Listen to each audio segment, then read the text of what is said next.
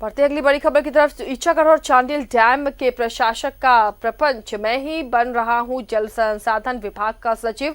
बड़े अधिकारियों से हो चुकी है बात। जमशेदपुर में भी कन्या अभियंताओं की बैठक में उन्होंने ये बात कही है। आपको बता दें कि बृजमोहन कुमार है परियोजना प्रशासक और पिछले कई वर्षों से एक ही जगह पर पदस्थापित हैं और उनका ये बड़ा बयान। उन्होंने कहा है कि बड़े अधिकारियों से उनकी बात हो चुकी है और वो ही सचिव बनने जा रहे हैं। जमशेदपुर में भी कन्या अभियंताओं की बैठक में उन्होंने ये बात कही है। फिलहाल परियोजना प्रशासक हैं बृजमोहन कुमार। इस पर अपडेट के साथ हमारे सहयोगी शहनवाज जुड़े हुए। आज शहनवाज, आखिर ये कैसे इतनी कॉन्फिडेंस के साथ ये बात कही जा रही है, वो भी बैठक में? जो ईचागढ़ और चांडिल डैम के प्रशासक हैं, क्या पूरी जानकारी है?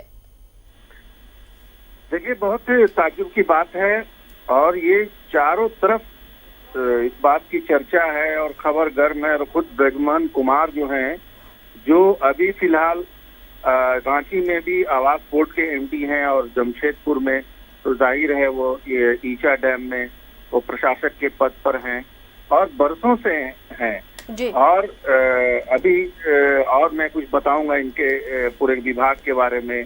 और स्वर्ण रेखा प्रोजेक्ट का 6000 करोड़ का जो अप्रूव्ड एस्टीमेट है, खर्च का बजट है जी, वो, और 1000 करोड़ का जो सालाना बजट है जल संसाधन विभाग का, ये सब जोड़ करके ये एक जो पूरा का पूरा सिस्टम है भ्रष्टाचार का।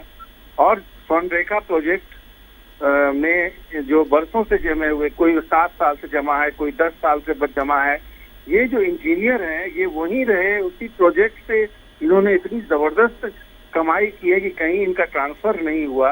हर बार वहीं रहे, उसी जगह पे बने रहे।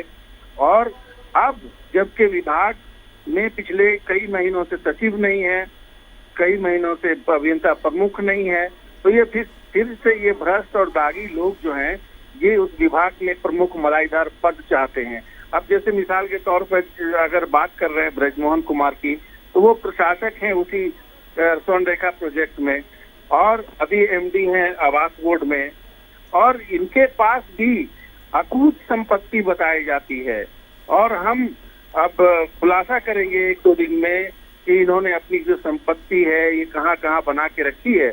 और वो हम इसलिए भी करेंगे कि मुख्यमंत्री ने ही कल आदेश दिया है, निर्देश दिया है अपने विभाग को कि दागी अफसरों की सूची बनाई जाए, ताकि कहीं से भी गलती से भी जो पिछले सिस्टम, पिछली सरकार में, पिछले दौर में जो भ्रष्टाचार करके अकूत संपत्ति अर्जित करके और फिर समय पे अच्छी और मलाईदार पोस्टिंग करवाने का जो चलन झारखंड में अभी तक चला आ रहा था, वो इस बार रिपीट नहीं हो।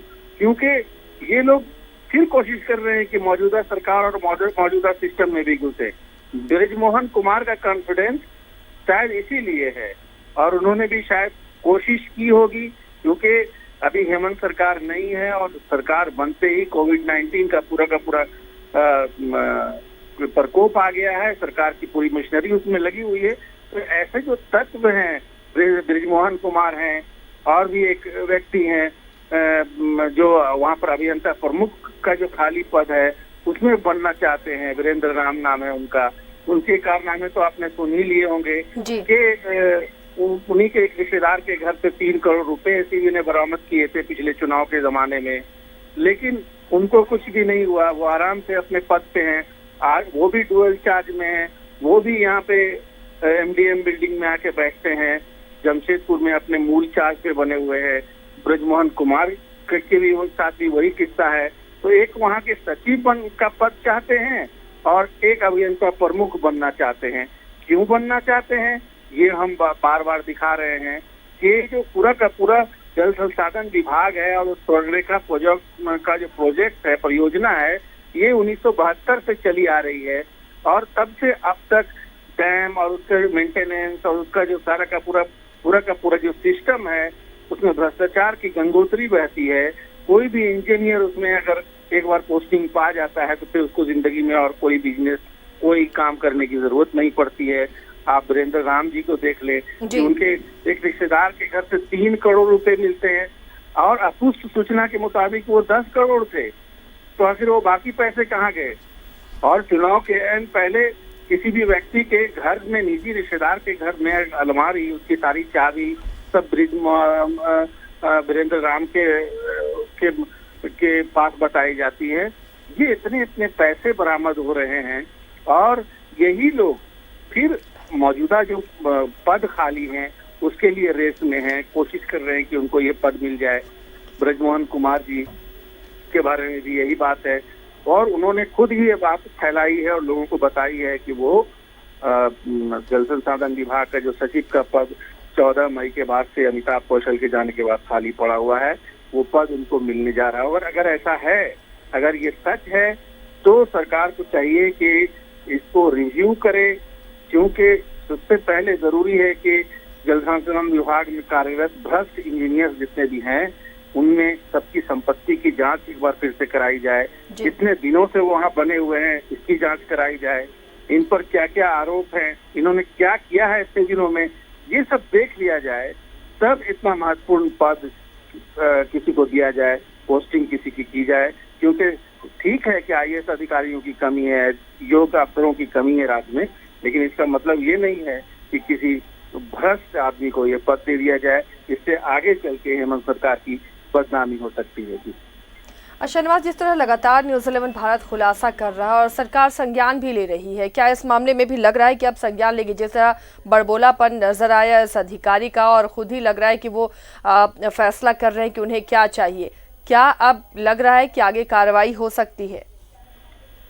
देखिए, उनके कॉन्फिडेंस की एक सबसे बड़ी वजह यह है कि अब तक झारखंड में यही कुछ होता रहा। पैसा अगर आपके पास है, आपके पास पैरवी है, तो पैसा और पैरवी मिला के आप अपने पद पे बने रह सकते हैं।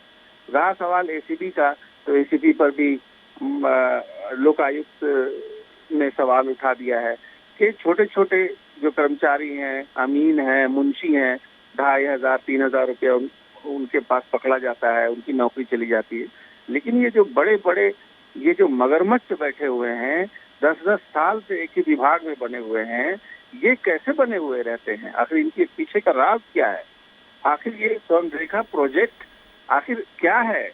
आखिर ये इतना 66 हजार करोड़ 6,000 करोड़ का चलिए, बजट तो क्यों है? अब कहीं ना कहीं ऐसे अधिकारियों पर नकेल लगानी होगी, लगाम कसना होगा, तभी जाकर ये जो पूरा लूट का खेल होता है ऊपर से नीचे तक, इस पर लगाम लगाई जा सकती है। शुक्रिया शाहनवाज इस तमाम जानकारी के लिए।